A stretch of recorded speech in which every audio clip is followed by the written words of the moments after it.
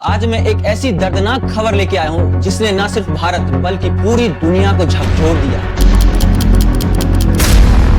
12 जून 2025 तारीख तो बस एक दिन है, लेकिन इस दिन ने 242 परिवारों की दुनिया उजाड़ दी। एयर इंडिया की फ्लाइट AI 171 जो अहमदाबाद से लंदन जा रही थी, लेकिन टेक ऑफ के कुछ मिनटों बाद ही प्लेन क्रैश हो गई। इस हादसे में कोई भी नहीं बच पाया। बात दोपहर करीब 1:38 की है, जब बोइंग 787 ड्रीमलाइनर ने अहमदाबाद एयरपोर्ट से उड़ान भरी थी। ये फ्लाइट लंदन के गैटविक एयरपोर्ट के लिए रवाना हुई थी, लेकिन टेक ऑफ के बस 4 मिनट के भीतर ही प्लेन रडार से पूरी तरह गायब हो गई। इसके बाद प्लेन शहर के मेघानी नगर इलाके के एक रिहायशी हॉस्टल्स की इमारत पे जा गिरी, जो कि एक डॉक्टर्स हॉस्टल्स था। प्लेन गिरते ही जबरदस्त धमाका हुआ, आग की ऊंची लपेटे और काले धुआं का गुबार आसमान में छा गया। आसपास के सभी लोग चीखते चिल्लाते हुए बाहर भागे। देखते ही देखते जगह प्लेन क्रैश का जोन बन गया। इस फ्लाइट में कुल 242 लोग सवार थे, 230 पैसेंजर्स और 12 क्रू मेंबर। उनमें से 169 भारतीय नागरिक थे और 53 ब्रिटिश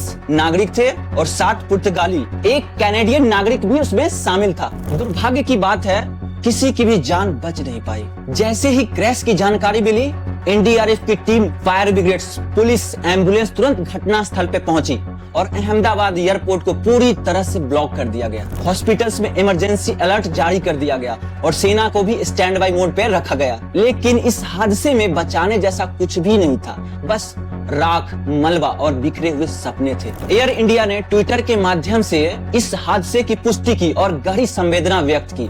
भारत के नागरिक उड्डयन मंत्री राम मोहन नायडू ने भी ट्वीट किया, मैं बहुत शतबद्ध हूँ, यह एक राष्ट्रीय त्रासदी है और सभी राहत एजेंसियां तत्परता से कार्य कर रही है।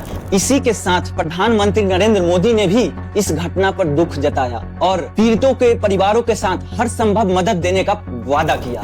ब्रिटेन के प्रधानमंत्री किर स्टारमर ने भी बयान जारी किया, हम भारत के साथ इस दुख की घड़ी में खड़े हैं और हम लगातार स्थिति की निगरानी कर रहे हैं। अब सबसे बड़ा सवाल ये कि हादसा क्यों हुआ और कैसे हुआ। अभी तक इस क्रैश की असली वजह साफ नहीं हुई है, लेकिन DGCA director general of civil aviation ने इस हादसे की जांच के लिए आदेश दिए हैं और बोइंग कंपनी ने भी ये बयान दिया है कि भारतीय अधिकारियों के साथ मिलकर जांच में पूरा सहयोग करेंगे।